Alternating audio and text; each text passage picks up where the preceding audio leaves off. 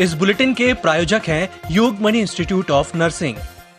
नमस्कार, जबलपुर लाइव के इस बुलेटिन में आपका स्वागत है। मैं हूं आपके साथ आकाश। अब देखते हैं खबरें विस्तार से। प्रयास चाहे जितने किए जा रहे हों, पर सब नाकाफी साबित हो रहे हैं। संक्रमितों की तादाद हर दिन नया रिकॉर्ड बनाती जा रही है। ऐसे में जबलपुर की स्थिति दिन ब दिन बिगड़ती जा रही है। आलम यह है कि अब कोरोना संक्रमितों की संख्या 8000 के करीब पहुंच गई है। वहीं कोरोना से मरने वालों की संख्या भी 125 पार कर चुकी है। अब तक 129 लोगों की जान जा चुकी है। अब रविवार शाम को मिली रिपोर्ट में 251 लोग कोरोना संक्रमित पाए गए, जबकि 3 लोगों की मौत हो गई। अब तो ये कहा जाने लगा है कि जिले में कोरोना बेकाबू हो चला है। आज दिनांक तक डिस्चार्ज किए गए व्यक्तियों की संख्या 6477 है। विगत 24 घंटे में संक्रमित व्यक्तियों की संख्या 251 है। आज दिनांक तक कुल संक्रमित व्यक्तियों की संख्या 7992 है। बचे हुए एक्टिव केस 1392 है। विगत 24 घंटे में मृत व्यक्तियों की संख्या 3 है। आज दिनांक तक कुल मृत व्यक्तियों की संख्या 129 है। कुल सस्पेक्ट व्यक्तियों की संख्या 1065 है। कुल कंटेनमेंट क्षेत्र 40 है। संस्थागत क्वारंटाइन किए गए व्यक्तियों की संख्या 986 है। होम क्वारंटाइन किए गए व्यक्तियों की संख्या 898 है और होम आइसोलेशन में पॉजिटिव मरीजों की संख्या 476 है। जिन लोगों ने कोरोना काल में और कल पिछले 24 घंटे में सोशल डिस्टेंसिंग का पालन नहीं किया है या मास्क नहीं लगाए हैं या अत्यधिक भीड़ इकट्ठी की है जिन दुकानदारों पर, उनके विरुद्ध लगातार कार्रवाई की जा रही है। दोस्त का जन्मदिन मनाकर लौटते समय कैनाल किनारे खड़े होकर सेल्फी ले रहा युवक अनियंत्रित होकर कैनाल के पानी में जा गिरा, जिसे बचाने के प्रयास में कैनाल के पानी में दोस्त डूबा, जिसके बाद पुलिस ने तलाश जारी कर दी।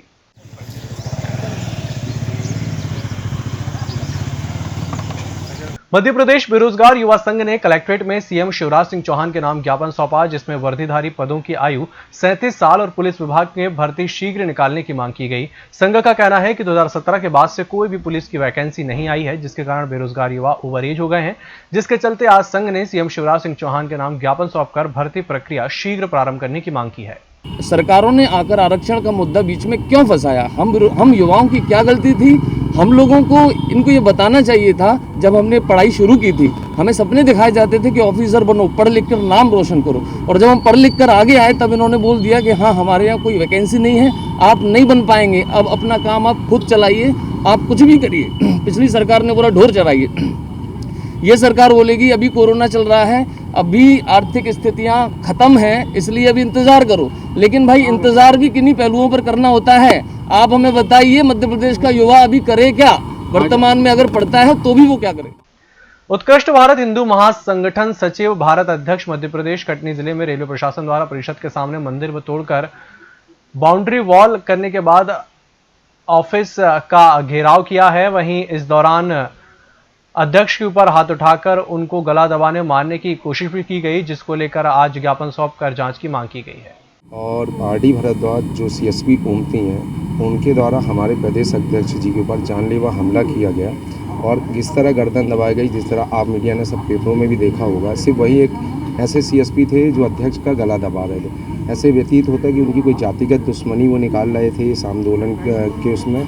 इसलिए हम माननीय नरोत्तम मिश्रा जी को एक ज्ञापन दिया है और आरडी भारद्वाज सीएसपी जी के निलंबन की मांग करते हैं, और अगर जल्द से जल्द उनका निलंबन नहीं होता है तो हम उग्र आंदोलन करने पे मजबूर हैं। कार्यकर्ताओं के द्वारा आज उपस्थित होकर आईजी ऑफिस में ज्ञापन सौंपा गया है। एक किसी प्रकरण के संबंध में, कटनी में जो घटित हुआ था, हत्या का प्रकरण था, उसके संबंध में इनका एक आंदोलन था। उस आंदोलन में पुलिस के द्वारा इनके साथ जो व्यवहार किया गया है, और जो वहाँ के सीएसपी हैं आरडी भारद्वाज साहब, उनके खिलाफ इनकी कुछ शिकायतें थी, तो उसी के संबंध में ज्ञापन सौंपा गया आज। जबलपुर में राज्यसभा सांसद और वरिष्ठ वकील विवेक तन्खा के जन्मदिवस के अवसर पर शहर के सभी अधिवक्ताओं ने शहीद स्मारक पर वृक्षारोपण किया। विवेक कृष्ण तन्खा जी का आज जन्मोत्सव है, जिसे आज हम सेवा दिवस के रूप में मना रहे हैं। कांग्रेस विधि विभाग के द्वारा आज वृक्षारोपण किया जा रहा है। हम लोग मास्क और सैनिटाइजर का वितरण भी करेंगे। बगैर किसी राजनीतिक कार्यक्रम के हम लोग आज ये सेवा कार्य कर रहे हैं। इस बुलेटिन में छोटे से ब्रेक का जल्द हाजिर होंगे। Yogmani institute of nursing, Jamdar hospital Jabalpur. Nursing के क्षेत्र में करियर बनाने का सुनहरा अवसर। प्रवेश प्रारंभ BSc nursing, post basic BSc nursing GNM, पता 198/2 Raigwa, ward number 72, Arihant warehouse के पीछे, पाटन बाईपास चौक के पास, जबलपुर। होटल गौरीश्री भोपाल शहर के बीचों बीच स्थित ठहरने की सर्व सुविधा युक्त जगह है। Room available in affordable prices और facilities free wifi, AC, TV, parking, security, lift, full sanitised room, toiletry kit. Hotel Gaurishri, hall number 8, Chittor complex, MP Nagar, zone 1, Bhopal. Phone number 7898128620। Break के बाद एक बार फिर से आपका स्वागत है और बढ़ते हैं अगली खबर की ओर। पूरे कोरोना काल में राज्यसभा सांसद विवेक तनखा की अनुपस्थिति को लेकर भारतीय जनता युवा मोर्चा जबलपुर महानगर उनके निवास का घेराव करने पहुंची, जहां पुलिस ने तनखा के निवास के बहुत दूर ही बैरिकेडिंग लगाकर उन्हें रोक दिया।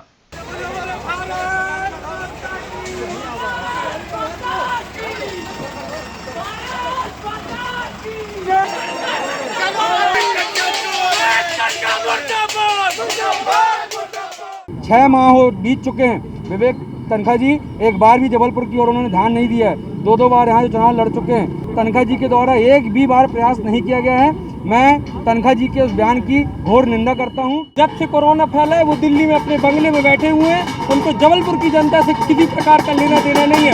आज भारतीय जनता युवा मोर्चे का एक कार्यकर्ता विवेक तनखा जी के बंगले में पहुंचकर और घेराव कर उनको बताना चाहता है कि भारतीय जनता पार्टी का एक कार्यकर्ता निरंतर जनता की सेवा कर रहा है और कांग्रेस के लोग हमेशा घर में बैठने की राजनीति करी है।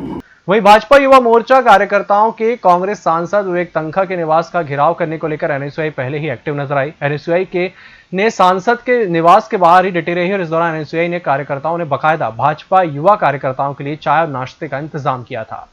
हमें लगता है कहीं ना कहीं अब युवा मोर्चा भी इस बात से सहमत है कि मध्य प्रदेश में और केंद्र में जो उनकी सरकार है, यहाँ पे जबलपुर में जो उनके सांसद है राकेश सिंह जी और उनकी पार्टी के 4 विधायक हैं, कहीं ना कहीं वो निष्क्रिय हैं। जो युवा मोर्चा को आज कांग्रेस के सांसद के दरवाजे आना पड़ रहा है। NSUI ने आज यहाँ पर उनके चाय पानी के नाश्ते की व्यवस्था की है और उनके स्वागत के लिए हम लोग यहाँ पर खड़े हैं कि वो अपनी मांगों को लेकर आए और यहाँ पर वो सौंपें। निश्चय ही विवेक तनखा जी बहुत बड़े दिल के व्यक्ति हैं। वो इनकी मांगों को चाहे केंद्र सरकार से चाहे मध्य प्रदेश सरकार से जिस लेवल पर भी होगी वो अपना पूर्ण उचित प्रयास करेंगे और इनकी मांगों को पूर्ण कराने में अपना सहयोग देंगे। जबलपुर में बढ़ते कोरोना मरीजों को बेहतर सुविधाएं देने के प्रदेश सरकार लगातार प्रयास कर रही है। शीघ्र ही कोरोना संक्रमित मरीजों को भर्ती होने और आवश्यक इलाज में हो रही असुविधाओं को दूर किया जाएगा। यह जानकारी मुख्यमंत्री शिवराज सिंह चौहान ने सांसद राकेश सिंह को दूरभाष पर चर्चा के दौरान दी। मुख्यमंत्री ने कहा कि जबलपुर में कोविड डेडिकेटेड हॉस्पिटल खोले जाने की उनकी भी मंशा है, लेकिन इंदौर, भोपाल या उज्जैन में अभी जो डेडिकेटेड हॉस्पिटल खोले गए हैं वे ऑपरेटिंग हॉस्पिटल के रूप में बनाए गए हैं। वहीं मेडिकल स्टाफ उपलब्ध है और जबलपुर के जिस हॉस्पिटल को डेडिकेटेड बनाने की बात होती है वह ऑपरेटिंग हॉस्पिटल नहीं है। फ्लाईओवर में सॉइल टेस्टिंग खत्म होने के बाद इसकी डिजाइन को लोक निर्माण विभाग के मुख्यालय भोपाल से फाइनल करा दिया गया है। इसकी NOC मिलने के बाद अब मदन महल चौक से मेडिकल की ओर प्रेमनगर के सामने इसका पक्का पिलर बनाना आरंभ कर दिया गया है। पिलर का बेस जब तैयार हो जाएगा तो उसका ऊपरी हिस्सा तैयार कर इसमें स्लैब सीधे ऊपर लाकर रखा दिया जाएगा। लोक निर्माण विभाग के अधिकारियों के अनुसार पिलर के ऊपर का जो स्लैब है वह करमेता के नजदीक एक यार्ड में तैयार किया जाएगा। अमूमन 3-3 मीटर के ये स्लैब होंगे और इसका काम भी बताया जाता है कि 2 पिलर बेस बनने के बाद शुरू किया जाएगा। प्रदेश में एक बार फिर से बादलों ने डेरा डाल लिया है, जिससे बारिश का सिस्टम एक बार फिर सक्रिय हो गया है। रविवार को जबलपुर समेत आसपास के जिलों में बारिश हो रही है। मौसम विभाग के अनुसार जबलपुर में पिछले 1 हफ्ते से बादलों का आना जाना लगा हुआ है। इससे न केवल उमस बढ़ी है बल्कि धूप भी चुभ रही है। शनिवार रात से मौसम में बदलाव आया। रविवार को सुबह से बादल बरस गए। देर रात तक तेज बारिश की संभावना जताई जा रही है।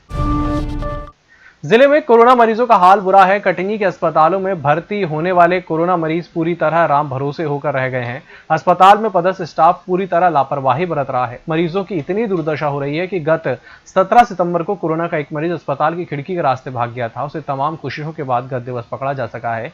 कटनी में कोरोना पॉजिटिव मरीजों के साथ एकदम तिरस्कृत व्यवहार किया जा रहा है। मरीजों की कोई पूछ परख नहीं हो रही है। अस्पताल में कोरोना मरीजों को भर्ती तो कर लिया जाता है पर उनकी देखभाल रत्ती भर भी नहीं की जाती।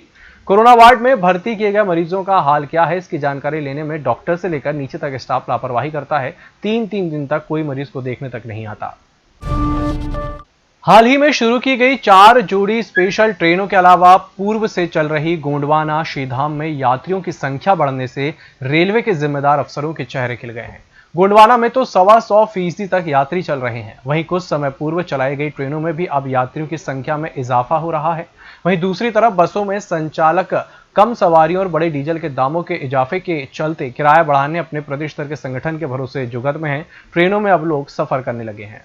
इस बुलेटिन में फिलहाल इतना ही। इसी के साथ मुझे दीजिए इजाजत। नमस्कार।